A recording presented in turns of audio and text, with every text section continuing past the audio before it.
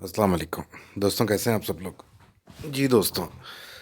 दोस्तों, आजकल कुछ यादों की बातें चल रही थी। तो जैसे कुछ पुराने वाक़यात ज़हन में आते हैं, तो वो आप लोगों के साथ डिस्कस कर रहा हूँ मैं। तो दोस्तों, ये कहानी है एक सपेरे की कहानी। तो वो एक बहुत ही नौजवान लड़का था और बहुत ही खुश रहता था जवानी में। तो हर चीज़ अच्छी लग रही होती है तो वो बहुत हर वक़्त खुश खुश सा आता था मेरे पास। तो बड़ी खुशी के साथ बात करता और वो अपनी खुशी के ज़रिए से ही कुछ उसी खुशी में वो पैसे मांग लेता था कि भी मुझे 5 रुपए दे दो, 10 रुपए दे दो। तो उसके अंदर वो खुश खुश चला जाता था। फिर ये हुआ कि उसकी शादी हो गई। अब भी वो वैसे ही खुश था। अपने को एक झोंपड़ी झुग्गी में रहने वाला एक सपेरा, तो उसकी कुल कायनात क्या थी, एक झोली, उसके अंदर पिटारी पिटारी में छोटा सा सांप और हाथ में पकड़ा हुआ उसने एक बीन। तो वो जोगी सपेरा जो था, वो सड़क सड़क ऐसे ही फिरता रहता था। कहीं से कुछ मिल गए पैसे, कहीं से ना मिले। तो बहरहाल फिर उसकी शादी हो गई थी। तो कुछ साल गुजरे। तो एक मर्तबा वो आया तो कुछ उदास लगा मुझे। मैंने कहा क्या हुआ भाई। तो कहने लगा कि कोई घर का सिस्टम सही नहीं चल रहा। मैंने कहा यार, ये तुम क्या 5 रुपए 10 रुपए कमा के घर लोगों से पकड़ पकड़ के घर जाते हो, और ये क्या तुमने बीन पकड़ा हुआ है। तो तुम ऐसा करो कि ये काम छोड़ो, कि अपने बच्चों को भी ये कराओगे तो वो उसको दिल को जैसे कोई ना एक हिला उसका दिल कि ये क्या कह दिया मैंने। तो उसने कहा नहीं नहीं नहीं, मैं नहीं कराऊंगा अपने बच्चों को, ये काम नहीं कराऊंगा, ये सांपों वाला काम मैं नहीं कराऊंगा, मांगने वाला काम मैं नहीं कराऊंगा। तो वो एक तरह से रो ही पड़ा जैसे उसका दिल। और मैंने उससे कहा कि भाई भाई सपेरे, ऐसा करो कि तुम ना ये गुब्बारे ले लो, हमारे करीब एक बहुत बड़ी मार्केट है, तो वहाँ पे गुब्बारे बेच लिया करो। तो उसको मेरी बात अच्छी लगी। को कुछ दिन बाद मैंने देखा कि वो गुब्बारों का डंडा पकड़ा हुआ है, उस पर गुब्बारे लटकाए हुए हैं, और वो मार्केटों में बेचता फिर रहा है, और अब वो बहुत खुश है। तो मुझे आके बताने लगा कि ये तो कारोबार मेरा बड़ा चल गया है।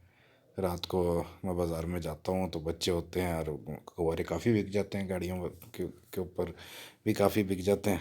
तो चलने की तो मुझे आदत है ही, मैं जगह जगह चलता हूँ बाज़ारों में, तो मेरे गुब्बारे बिक जाते हैं। अब एक दिन उस सपेरे ने बड़ी अजीब सी हरकत की थी, जब वो सपेरा था उस दौर के अंदर। अब तो वो गुब्बारे बेचने लगा था। बहरहाल उस वक्त उसने एक अजीब हरकत मेरे जहन में आती है कि उसने हरकत ये की कि मैंने उस दिन उसको कोई पैसे देने से इनकार किया होगा या क्या माजरत की होगी। उसने क्या किया कि उसने पिटारी खोली, सांप मेरी टेबल पर रख दिया। और बड़ी हैरानगी की बात है, मुझे खुद याद है कि मैं उस सांप से डरा नहीं बिल्कुल भी।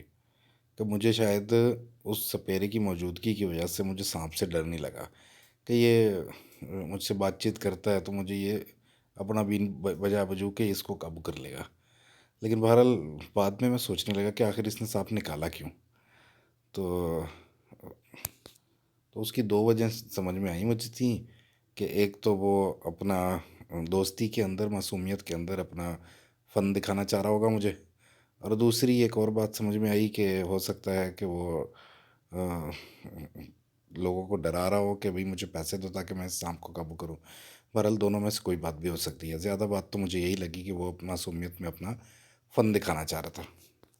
क्योंकि आगे पीछे कभी उसने ऐसी हरकत की नहीं कि भाई उसने सांप सांप ही निकाल लिया हो।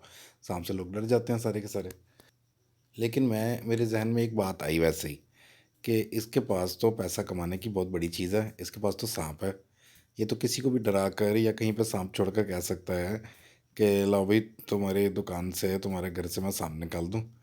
तो लेकिन ये सपेरा ऐसी कोई काम कभी इसने किया नहीं किसी भी दुकान में, मार्केट में, किसी जगह पर। ऐसे पुराने दौर में या कुछ इलाकों में मैंने ये सुना भी है कि सपेरे ऐसी हरकतें करते भी हैं पैसा हासिल करने के लिए। तो एक दो नंबरी उनकी ये नज़र आती है।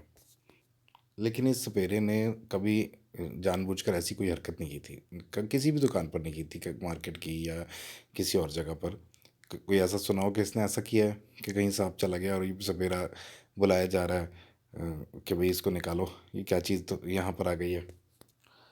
तो मैं अर्ज़ कर रहा था कि वो गुब्बारे बेच रहा था और बड़ा खुश था, अपनी फैमिली चला रहा था। तो एक दिन मेरे पास कुछ साल गुजर गए। तो कुछ साल गुजरने के बाद एक दिन वो मेरे पास आया, और तो मैं बड़ा हैरान। उसने वही लिबास पहना हुआ और वही बीन उसके हाथ में और पिटारी, झोली। तो मैंने बिठा लिया उसको। मैंने कहा, यार अच्छा खासा काम शुरू कर दिया था तुमने, गुब्बारे बेच रहे थे, अब ये फिर से तुम ये सपेरे बन गए हो। तो वो बड़ा ही उदास होकर कहने लगा कि हाँ, कारोबार तो मेरा अच्छा चल रहा था गुब्बारे बेचने का, लेकिन भाई हुआ ये कि मेरी बिरादरी वालों ने, सपेरों ने मुझे बिरादरी से निकाल दिया। उन्होंने कहा कि अब तू सपेरा नहीं रहा, अब तू जा कहीं और रह, अपना काम कर, गुब्बारे बेच, जो मर्ज़ी कर। तो ये तो तूने हमारे ना ख़ानदान के ख़िलाफ़ काम कर दिया है। अब अब तुझे सपेरा कौन कहेगा।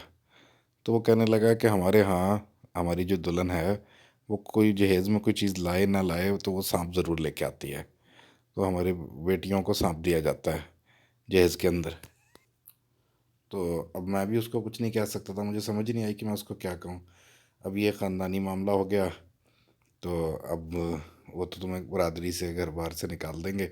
हो सकता है कि बीवी भी, सपेरन बीवी भी अपने सब दूसरे सपेरे बाप के पास चली जाए कि जी ये तो अब सपेरा रहा ही नहीं है।